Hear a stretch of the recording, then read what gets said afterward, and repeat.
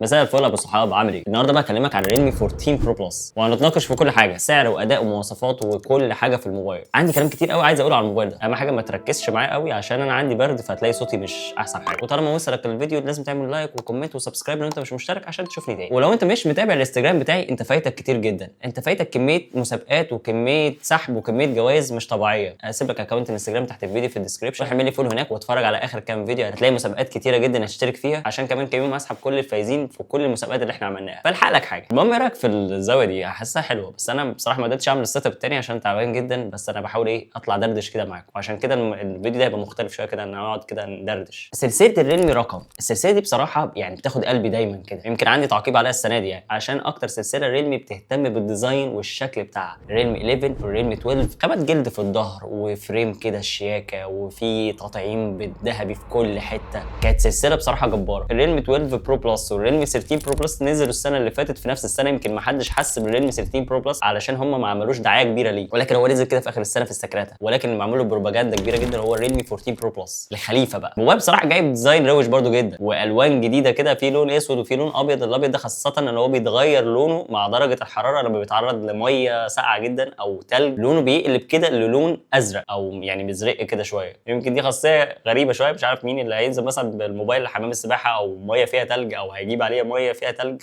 او لو انت في مكان ساقع لدرجه ان الموبايل يغير لونه، مش عارف، بس يعني هو بيغير لونه. بس ما زال هم محافظين على الديزاين الروش، الخامات اللي من الظهر، الموبايل سيمبل جدا ما فيهوش الا اللوجو، الكاميرات في دايره معموله بشكل مثلثي، ترتيب الكاميرات وكمان ترتيب الفلاش الثلاثي اللي هم عاملينه ده، بص عامل ازاي، تحسه شخص ليه عينين وبق كده. فالديزاين روش والخامات ماتيريال محترمه جدا. موبايل ضد الميه تماما، اي بي 68 واي بي 69. الشاشه عليها طبقه حمايه كورنينج جوريلا جلاس 7 اي. موبايل مقاوم بشكل كبير للصدمات، والشاشه دي بقى فيها كلام كتير جدا عشان انا واقع في حب الشاشات الكيرفد، والموبايل ده كيرفد من كل الجناب. الشاشه كيرفد 4 دي مش 2 دي اللي هو بيبقى على الجناب بس، لا ده من فوق ومن تحت ومن اليمين والشمال من كله، وانحناءات طفيفه كده مش جامده. وبرده ظهر الموبايل مكمل الكيرف ده، فمسكه الموبايل سهله جدا، وتحس ان الموبايل اصلا كله شاشه بسبب الحواف الصغيره جدا. بصراحه شابوه جدا على الديزاين. ولكن كان نفسي في خامات الجلد بتاع السنين اللي فاتت، ده اللي كان نفسي فيه بصراحه. انا ما كنتش حابب موضوع الظهر بيتغير لونه ده، لا، خامات الجلد اشيك واحسن بكتير من ظهر بلاستيك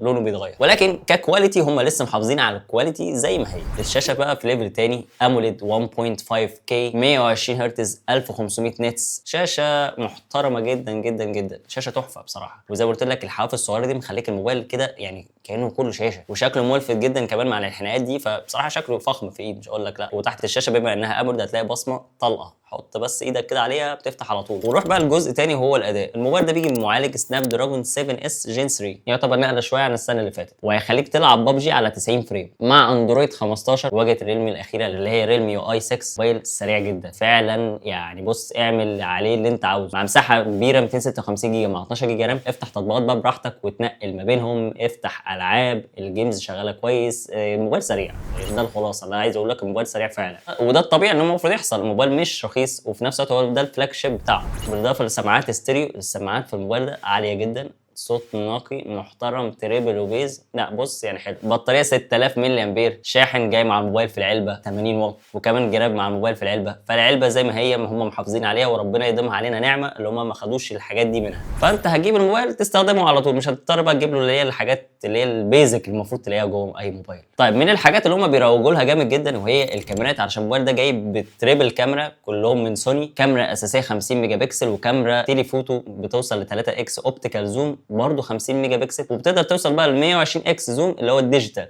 او اللي هو الزوم الرقمي. انا بالنسبه لي موضوع ال 120 اكس ده بصراحه يعني مش حاجه اشتري عشان الموبايل. يعني مثلا برضو الاس 25 الترا برضو بيعمل 100 اكس زوم، يعني مين هيزود 100 اكس زوم مهما كانت الكواليتي برضو، يعني مش الفيتشر اللي يعني كده، فاهم انت. بس لو انت محتاج تزود من المسافه دي، الموبايل ده بيطلع نتائج مبهره جدا مقارنه مثلا مع السامسونج اس 25 الترا اللي يعتبر بضعف سعره تقريبا، ولسه هتدفع له ضريبه والجو ده، لكن ده الموبايل ده نازل بضمان محلي. المقارنه ممكن تكون غير عادله شويه، انا بوريك النتائج، شوف قريبه قد ايه من موبايل بضعف سعره. ونتائج الصور بصراحه كانت مبهره جدا في النتائج القريبه، والسوفت وير بعد ما بتلقط الصوره كده بيعدل عليها ويظبطها بحيث ما فيش نويز هيبقى باين في الصوره تقريبا. هتلاقي صور متصوره بره بالمقارنه مع السامسونج اس 25 الترا. وشوف بقى الشاربنس ومعالجه الالوان ما بين موبايل فلاج شيب من شركه ثانيه بس بسعر ارخص بكتير. بصراحه موبايل بيطلع نتائج صور فيها معالجه وشاربنس والوان حلوه جدا، حلوه جدا جدا. هتلاقي طبعا تصوير 4K، وهتلاقي تثبيت الكتروني مباشر مع الفيديو. هندخل مثلا في حته السنسورات بقى والكاميرات بتاع الموبايل فيه كل السنسورات بقى، بروكسيميتي سنسور، جيروسكوب سنسور، بوصله، اكسلروميتر، كل السنسورات هتيجي في دماغك. NFC موجود، دي حاجه طبعا اكيد لازم تبقى موجوده. بس في 3 حاجات مش موجوده مع الموبايل ده. اول حاجه مفيش مدخل 3.5 مللي. تاني حاجه مفيش مكان للميموري كارد، فانت خلاص مقتصر على مساحه 256، مش هتقدر تزود لو انت محتاج تزود يعني، بس 256 مساحه كويسه ومعقوله. كمان مفيش شحن لاسلكي، دول هيفرقوا معاك. ويمكن دول ال3 ملاحظ اللي على الموبايل. وفي ملحوظه بقى اخيره، سعر الموبايل ده بالظبط هيبقى في مصر 27000 جنيه، وهيبقى معاه هديه اللي هي الريلمي بادز تي 110، سعرها حوالي 1000 وشويه. كلام جميل. بس يعني السعر زياده شويه من رايي يعني بصراحه، يعني هو موبايل جامد جدا، بس لو سعره اتظبط هيبقى صفقه مش طبيعيه. وخاصه ان في مثلا منافس تاني زي الاوبو رينو 13 قريب جدا منه في السعر وبمعالج اقوى. صحيح نتائج التصوير هيبقى التفوق واضح وصريح للريلمي 14 برو بلس، وده عن تجربه، ولكن كمعالج هيبقى الرينو 13 اللي هو دايمنسيتي 8350. وطبعا ده هيبقى على حساب البطاريه، معالج اقوى ومعماريه مش الاصغر، هيبقى على حساب البطاريه، كمان على حساب السخونيه. بالاضافه ان البطاريه اصغر في الرينو 13 هي 5600، اصغر بحوالي 400 ملي امبير، ولكن نفس الشاحن، ولكن سعرهم هما الاثنين زي بعض. انت بقى فكر واحسبها، شوف مين المناسب ليك اكتر. وانا بصراحه من مكاني اناشد شركه ريلمي اللي هي تنزل شويه سعر الريلمي 14 برو بلس عشان يفرق عن بقيه المنافسين. فعلا يعني هيكتسح وبجداره، خاصه ان موبايل زي السامسونج اي 56 اللي يعتبر موبايل جامد جدا وفيه مواصفات جامده جدا، ولكن مشكلته معالج الاكسينوس. هو اللي كانوا حاطين معالج فيه تاني غير الاكسينوس، الموبايل ده كان اكتسح الكل. ولكن معالج الاكسينوس للاسف هو اضعف من المعالجين التانيين تماما، مش بنفس القوه، مش بنفس الاداء. مش هتحس ان انت ماسك معالج كده اللي هو يعني عارف انت لما تضغط على الموبايل يبقى معاك. شاركني برايك تحت الفيديو في الكومنتات، قول لي ايه رايك برضو في الزاويه حاسسها والله لطيفه، بس هي فيها كلر كتير جدا. المهم اتمنى ما يكون صوتي ما ازعجكش عشان انا خلصان خالص. ما تنساش بقى تروح تبص على الانستجرام، وهتسيب لك تحت الفيديو في الكومنتات برضو اكواد خصم لو انت بتشتري من عنون استخدمتها، هديك خصم اضافي وهتدعمني جدا. وكمان قناه التليجرام هتلاقي عليها عروض جامده جدا، بروح بص بصه كده. بس ما تنساش الانستجرام في سكتك عشان فيه مسابقات كتير. بس يا سيدي ما تنساش تعمل لايك وكومنت وسبسكرايب لو انت مش مشترك، واشوفك على خير الفيديو اللي جاي. سلام.